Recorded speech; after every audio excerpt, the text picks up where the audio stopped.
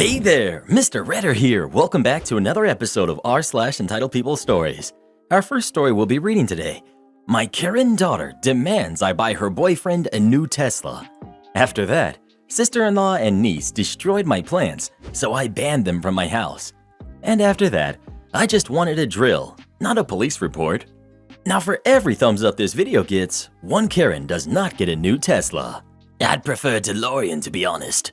So please smash that like button and subscribe and turn on notifications for new stories from Reddit every single day. My Karen daughter demands I buy her boyfriend a new Tesla. I, 45 male, have a son, Logan, who's 21, and a daughter, Emily, who's 22. My ex consistently fought for custody and she won. Logan and I were very close, but Emily wanted nothing to do with me. I did purchase Logan and Emily their first car when they turned 18. Logan still drives the car today. Emily ended up selling the car after a year and used the money for college. My ex passed last year and Logan moved in with me. Emily moved in with her current boyfriend and has been firm on not wanting me in her life. Her boyfriend got into an accident recently and Emily reached out to me asking if I could help her with purchasing a car. I did some research and sent her some cars that were for sale and decently priced. She reached back out saying that she wanted a brand new Tesla. I looked at the Tesla pricing and the model was over the amount that I wanted to spend. I told her that I could not help her with purchasing the Tesla and she got angry, saying that her boyfriend wanted the car and she didn't have the money. I again told her that I would be willing to help her purchase another car that was in the budget. She went back to not contacting me. Am I the jerk for not buying my daughter's boyfriend a car? This is really your question? You owe neither her nor her boyfriend, especially not her boyfriend, a car. You did it once, and she made her perfectly reasonable, honestly choice. You don't exist just to be her Miss Moneypenny, not the jerk. Emily moved in with her current boyfriend and has been firm on not wanting you in her life. Emily reached out to you asking if you could help her with purchasing a car, not the jerk. Tell Emily she can buy her own car. She only called you when she needed something. She's selfish and doesn't even care about you. Not the jerk. It really sucks that she only wanted to have contact with you in order to try and get something from you. It's extremely generous of you to even offer to help her boyfriend out like that. Sister-in-law and niece destroyed my plants, so I banned them from my house. Years ago, I really got into houseplants and started to collect them. Over the years, I've had up to 70, but whittled my collection down to about 35, just the ones I really love. My niece, Jenny, who's 14, has developed an interest in plants and will come over and we will talk about them, and she helps with propagation and repotting. I had to go out of town for 2 weeks to take care of some work stuff, so I asked sister-in-law and Jenny if they could plant sit for me. I told Jenny I would pay, but also give her a few cuttings as a trade-off. They agreed, and when they came over, I gave a tour and explained the care needed, and also showed off a few prized plants. Sister-in-law asked how much a few of them ran me, and I did share. This didn't seem weird because the family knows, and I've gotten some plants as gifts. Well, I returned from my trip and was horrified. They watered and gave the right amount of light, but they also decided to give a lot of my plants haircuts, big ones. My prized Cebu blue mother plant was destroyed. The climbing one too. My Mandula had been done the same. My golden that I trained up the stairwell, my string of pearls, hearts, and ruby necklace all destroyed. My silver stripe. The worst was that my pink princess Philo had been reduced to 2 leaves, and my albul is down to 3. I don't even think they got nodes necessarily. These plants are expensive and prized. I basically broke down, and when they came to meet me to give me back my key, I screamed and screamed at them. Jenny started crying, saying I said I would give her cuttings, so she thought it was okay. I screamed at her to go home and get me what she stole from me and bring it back now because she knew I didn't mean she could destroy my plants. Sister-in-law got between us and said, "What's done is done." I said, "No way, you're returning everything." Jenny said, "Mom already sold most of them on Marketplace." I lost it and just screamed and screamed at them until Jenny was crying and her mom got in my face and told me I was having a tantrum over plants. I told her to get out of my house and don't ever come anywhere near me or my home again. I called my brother, sister-in-law's husband, and he was shocked and said that they told him I said it was all okay. He brought me the stuff she hadn't sold yet and apologized. I told him I never ever want either of them in the same room as me again. They're horrible, awful, irredeemable people, and I hope they both get karma for what they've done. He told me he gets that I'm upset, but I'm taking it too far, and that family means not holding grudges. I told him to leave, and I cried for the rest of the day. I'm posting because I need to know if my edict is over the top and if I'm overreacting. So, am I the jerk for telling them that they are no longer welcome in my home and not even wanting them in the same room? Not the jerk. This wasn't a misunderstanding. Your sister-in-law knew exactly what she was doing and making a profit of it. I'm surprised your brother didn't realize something was amiss. OP. He said that he noticed they were carrying a lot back home after coming over, but my niece said Auntie said it was okay, over and over. I would demand 100% of their profits too, not just what they haven't sold. Tell your brother that it is the only way you'd even think about healing the relationship with your niece in the future. His wife should remain nothing to you. Not the jerk. The part about being sold already. This was planned. This was about money. A 14-year-old knows better than to steal someone's hard work and sell it. As a plant lover myself, I'm so sorry this happened to you. It must have been horrible. Not the jerk. Some of those plants can cost or bring in several $100s. I have lots of plants as well. Most were under $30. If anyone cut them up, I would freak out. I've put so much care and time into them that it would feel disrespectful. It's a form of stealing. Also, I understand my plants, and if or when they are ready to propagate and how to do so without causing issues to them. I would kick anyone out who messed with my plants. I would never let them back in. Well, what do you think? Did OP overreact or not? Please let us know. If Reddit boy touched my plants, he'd need a new head. I just wanted a drill, not a police report. Alright, so a little backstory. This happened about 4 months ago. I had just finished an 11-hour shift and needed to stop at Home Depot to get a new drill. I just wanted to run in, buy it, run out, and get home. Of course, it wasn't that easy. I had just gotten to the drills and was looking over the options in my price range when I hear it. Excuse me, where are the wax toilet rings? There are a few other people in the area, so I ignore it, assuming there's an employee nearby. It's important to add, as I work in traffic control and just got off the job site, I'm wearing high-visibility pants, a high-visibility vest shirt that says company name traffic control on the back, a radio with a shoulder mic, and I have a traffic control technician certification card displayed on my vest. The employees here wear orange aprons and normal clothes. Hello? Do you want to do your job or just stand there looking at tools? At this point, I glanced around to see what was going on. I assumed some customer was berating an employee, which happens a lot at this location, unfortunately. I was surprised, however, to see some 30-year-old guy in a white button-down shirt and tie looking at me like I'm stupid. Can I help you? I said, still not sure of the situation, but that seemed to tick him off. Yes, you.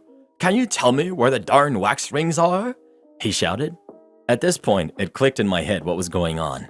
I'm sorry, sir, I started saying. I don't want to hear anything but an aisle number, he yelled, interrupting me and drawing the attention of a few other shoppers. Honestly, how did you get this job being so stupid? I tried again. I don't work. He cuts me off again. Oh my god, why is this so hard? Where are the wax rings? Now, I don't know why, but I got an idea in my head that I thought would be amusing, and at the very least might get him away from me. I pointed behind him at a random aisle where wax rings almost certainly weren't in and said, "It's right there." Finally, how stupid can you be? He yelled, huffing and storming off. I thought that was the end of it. I figured he'd realize they're not in that aisle and then find an actual employee to ask. Nope. He came right back and started yelling that I don't even know how to do my job and that his best friend is the district manager and he'll have my job. During his yelling, I noticed a few shoppers staring at us. I just raised my hand, pointed to the same aisle as before and said, "They're right there. Look, can't you see them? How stupid can you be?" I retorted, taking glee and throwing the last part back at him. But he wasn't amused. He smacked my hand down and shoved me, yelling something about stupid punk teenagers. That was a bad idea. I'm not a skilled fighter or super strong or anything, but I know when I can take someone. This guy clearly didn't. I bopped him once in the nose and he fell back, falling on the ground, hard. "Someone call the police! This guy just attacked me!"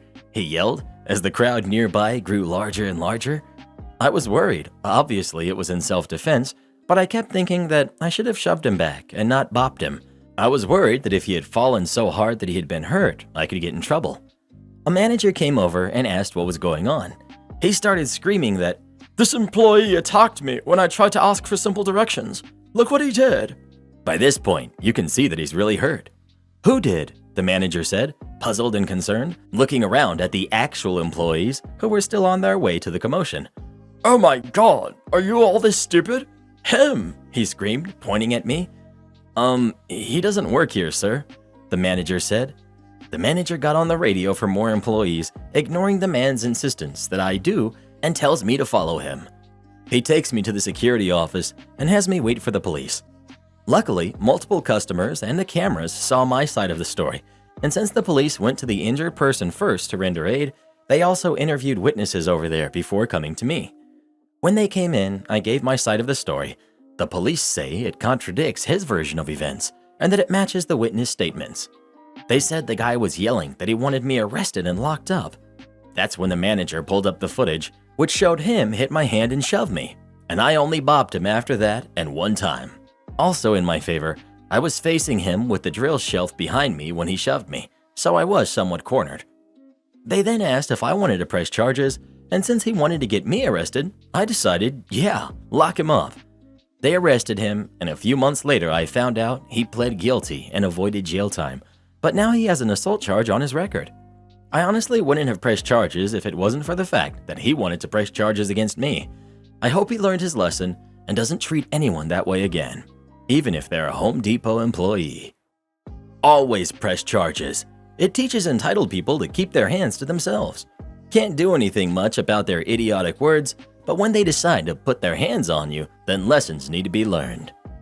Entitled parents brought their loud 3-year-old to see The Batman and were shocked when I asked them to keep their kid quiet. Saw The Batman opening weekend. Loved it so much that when my parents told me they were going to see it last night, that I drove up to their place to go with them. After talking it up, I was genuinely excited to see what my dad, who loves Batman, and my mom, who loves Jeffrey Wright, would say about the film. It all went swimmingly until we took our seats. Out of the corner of my eye, I saw a family of 3 in the row ahead of us, maybe 4 or so seats removed from being directly in front of us. I noticed one of the members of the family was a toddler. The first 30 minutes of the movie are fine. He makes a couple small noises, but that's it. Nothing too loud or intrusive. But I forget the exact scene. Something loud and bright happened, and the poor kid got a little burst of energy from being spooked or overstimulated. Who knows? I should mention that this theater was an IMAX screening, so the noise and bass were booming, and the screen was huge. He starts wanting to stand up and walk around, and the dad grabs him and tries to stop him.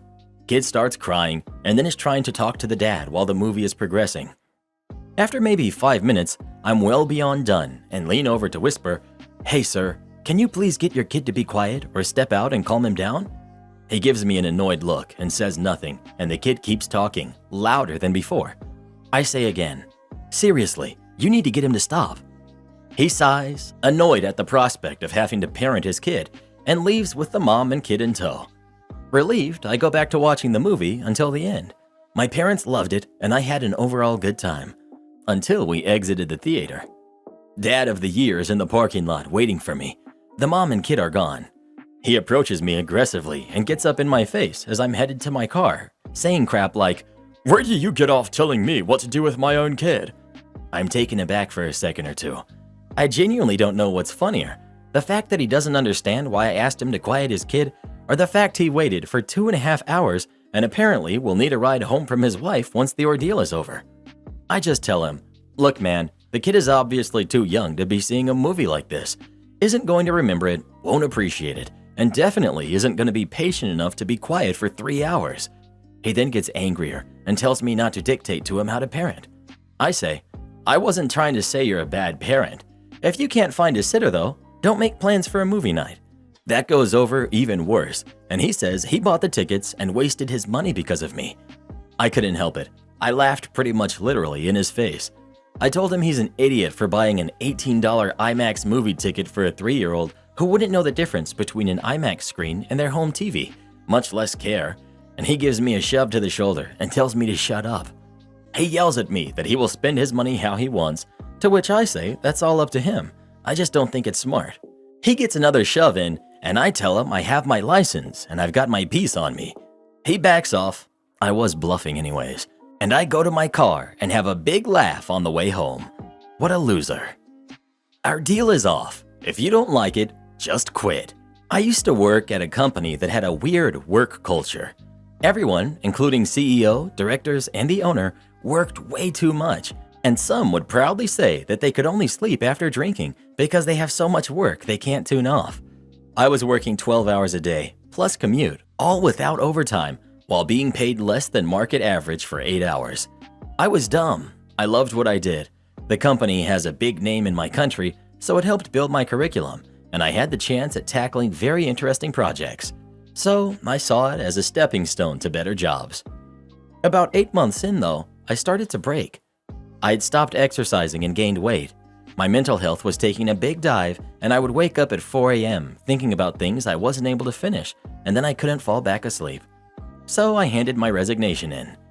The CEO, who I had a good working relationship with, called me in to ask what was going on. My director was present. I was honest. He asked what they could do to help keep me in the team. I said we desperately needed more people in our department. My director nodded, and I had to start working 1 hour later so I could at least go for a walk every morning. He agreed with both of these things, said that they were already working on the budget to get 2 more people into our department, and he'd ask for RH to post the openings. My director had vacation planned, and during that couple of weeks, I got to work 1 hour later. Got stinky eyes from my coworkers, but oh well, started to feel better. Interviews happened during that time, and by the end of the 2 weeks, we had 2 new members for our team. Then on the 3rd week, my director is back. We are all called into a meeting about 2 big projects that will require every hand on deck. Company was preparing for an IPO, and we had to work on it. 2nd day of the week, director calls me for a chat and says I can't be getting in late. I said I wasn't. My hours were changed to start later, as the talk with the CEO. She says that I can't start at a different time than everyone else, and that everything was too busy for it anyway. I either accept it or I quit. I was sure she felt she could spare me now that we had 2 new members, or that I wouldn't want to leave because having helped organize an IPO is great for your resume. Not worth it. I quit. She was surprised. Notice in my country is usually a month, unless the employer asks you not to go. They'd still pay, but if you're angry or whatever, you wouldn't have time to steal information or cause damage. I get to work the next day and find out one of the new hires had also quit. Too much work for her. I see my boss calling HR and asking them to cancel the email they had talked about earlier, while throwing glances at me. I'm sure she was going to ask me to not show up anymore, but with one person leaving, it would be harder to handle everything. I keep working as usual. Don't want to damage my professional image. They find someone to replace me that week since they still had resumes from the previous cycle. Second previously hired person quits. Replacement quit. Then second replacement showed up and I wasn't allowed to train him in case the first one quit because of something bad I said. But he broke a record and gave up after the very first day, all before the end of my 3rd week of notice. That week I had gone through a great interview for another company, yay lunch hour, and I believe they called my company for reference. HR must have told my director since she suddenly started acting friendly to me and would stop my coworkers whenever they made snarky remarks about me leaving. Did I mention that the work environment there sucked? First day of my 4th week, director calls me and says maybe we were both too harsh in our decisions, that she's willing to allow me to get to work 30 minutes later if I cut my lunch hour by 30 minutes, and she is fine ignoring my quitting since it was clearly a decision made by impulse. I said I would consider staying if she matched my offer from the other company plus 10%, went back to the previously agreed starting work 1 hour later, and I would have to have everything in writing before the end of the day since I wouldn't want to mess the other company over. She said I was doing her dirty, in better terms. Something, hurting the company. No loyalty. Think of your future. After everything we've done for you, you're wasting an opportunity. You aren't being professional. Why would you even think of quitting? When she said that last bit, I smiled and said it was her idea after all.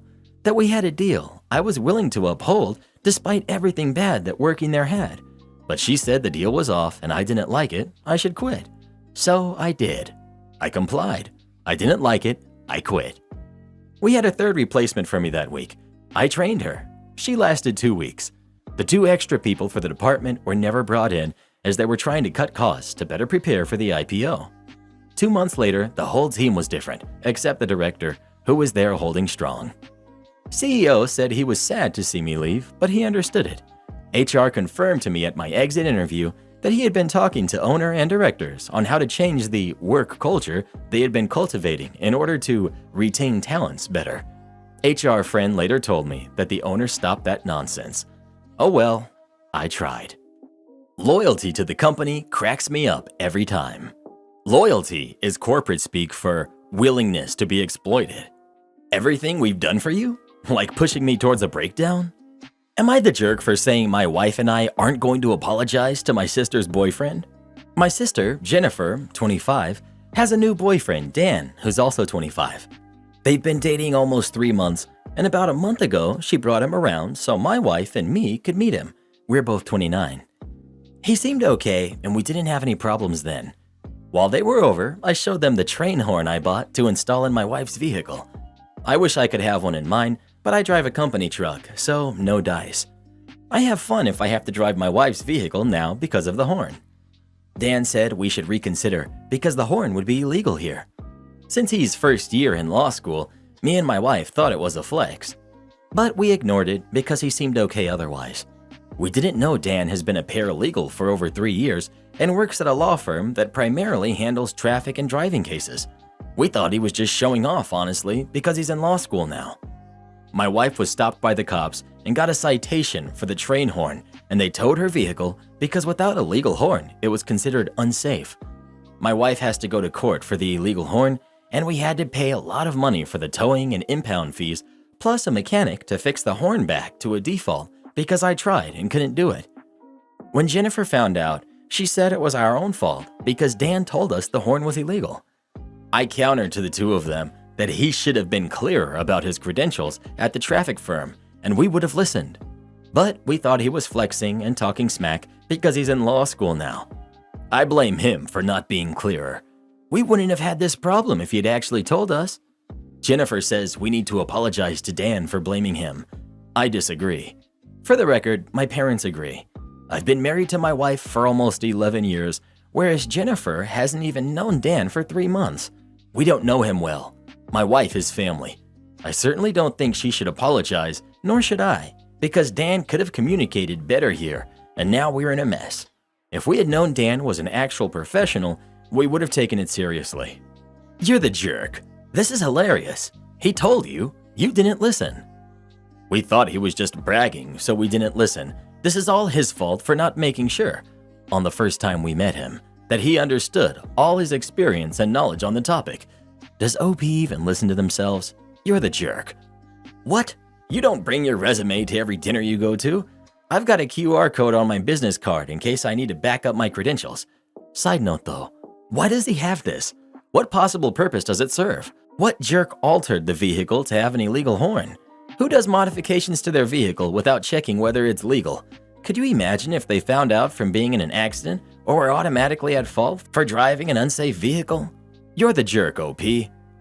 Well, who do you think is the jerk? OP or Dan? Please let us know. This dude I went to high school with had a train horn in his truck. Could never stand the guy. Buy what I can afford? Okay. Last month, I was shopping around for a washing machine. For context, I'm in Nairobi, Kenya. Yes, it's a place. Yes, it's in Africa. Yes, we have electricity and running water. And I'm a bit of a late bloomer, so I look more like a 23-year-old, but I'm 32. Also, I'm a photographer and I dress for comfort, so I more often than not look homeless. Back to the story. I looked up what I wanted online and saw it was available at one of the major chains. But since I was free, I decided to go to the store in person. I went straight to the section with laundry equipment and one of the salesmen came to me. I was busy checking out the model I wanted, opening the door, reading the spec sheet and whatnot, so after he greeted me, we started talking about it. He asked if I'm interested in buying it, and I told him I'm considering it and asked for the price. It was just shy of $900. I knew from their website, but since I was in the store, I asked if they had an in-store discount or discounts for return customers and inquired about their payment plans. I had bought a cooker there a few months before, So I knew all these things existed, and while I could afford to buy the washer outright, it would have left me a little cash strapped, and I wanted to spread the payment over 2 or 3 weeks. Also, I'm frugal, so I always look for discounts. At around this time, a well-dressed couple came into the same section, probably looking to buy something as well, and as soon as the salesman saw them, he walked to them and left me hanging. I called to him like, "Hey, I wasn't done." And he said, "I'm serving a client now. I'll come back to you in a bit. In the meantime, look around for something you can afford."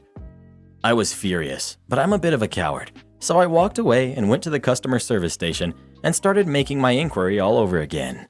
The attendant offered to call a sales agent for me. Same guy. Apparently, he's the go-to guy for washing machines, but I declined. I told her I already knew what I wanted, and I just needed someone to help me with the paperwork and payment, and I'll be on my way. She did just that. I paid the full amount out of spite as we were finishing up. The salesman came up to her claiming I was his client, which I denied, and the attendant listed herself as the sales agent. It turned out they earn a 10% commission from each sale, and the guy just missed out on a decent bonus. Salesmen earn around $300 plus commissions monthly. As I left, I turned to him and said, "Turns out I could afford it," with the biggest grin I could muster. Felt good. Best part? The couple he ditched me for left without buying anything. Am I the jerk for telling my sister's new boyfriend she has kids? So my older sister has 3 kids, twin 2-year-olds and an 8-month-old. She's very irresponsible, so my mom takes care of her babies most of the time. Me and my sister are not that close, but she's always messing with my clothes and makeup, and it's really annoying since I'm 17 and I work a job to pay for all my things while she's unemployed and borrows money from my mom and sometimes me. My sister dates a lot, and I honestly don't care. That's her business. I don't ask her about her dating life, and she doesn't ask about mine. I came home last night to my room torn apart, and a lot of my makeup and extensions I just got were gone. I was so mad. I called her a bunch of times, and finally someone answered. It was some guy, and I told him to give the phone to my sister. He said she's busy and can't talk, and what do I want? I said that I need to talk to her, and he said he can relay a message. I said to tell her she needs to bring me back my things, the same way she took them, and that I'm not babysitting her kids next weekend like she begged me to. He was like, "Wait, what?" But I hung up. Like 30 minutes later, my mom comes into my room saying my sister called her, crying hysterically that she was kicked out of some guy's car on the road and needed a ride home, and she was blaming me, saying I exposed her. I was so confused till she came home trying to come after me, and I locked my room door. She was screaming that I told her, now ex, she has kids, which isn't my business to tell, which got him mad, and that what I did was dangerous because you shouldn't mention your personal life to strangers, and that she decides to tell people on her own time. My mom is on her side, saying that there was no need to mention the kids if my sister didn't feel comfortable, but my dad says she's wrong and overreacting. Am I the jerk? Not the jerk. You called her phone. You asked for her. You left a message.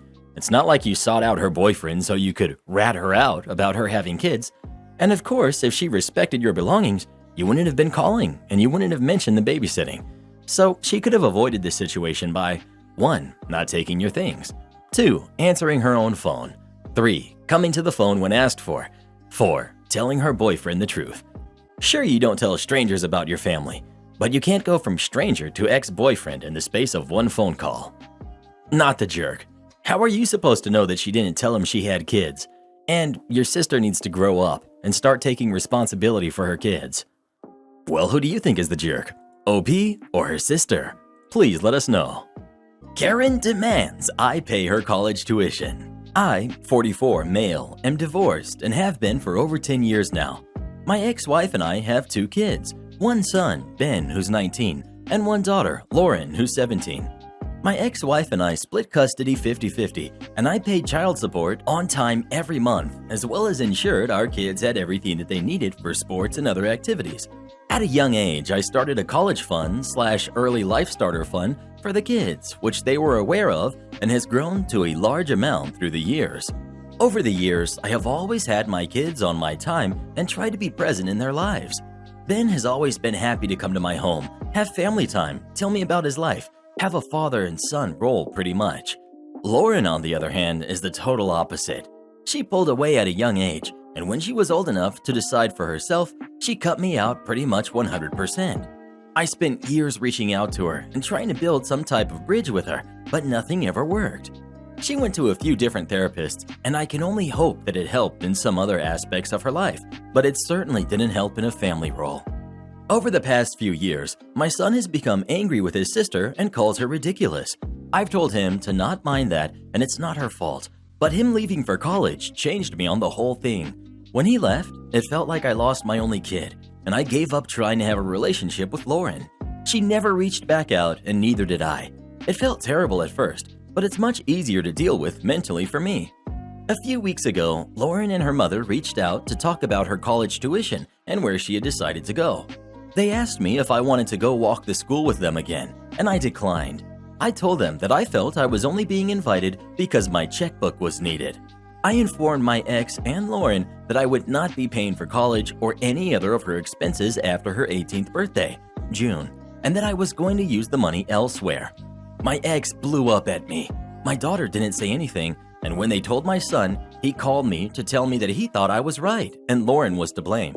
I wasn't a fan that they told him to begin with, however. Now there's a rift between the three of them. Should I just let this whole thing go and pay for her education? Would I be the jerk if I stuck to my decision? Update.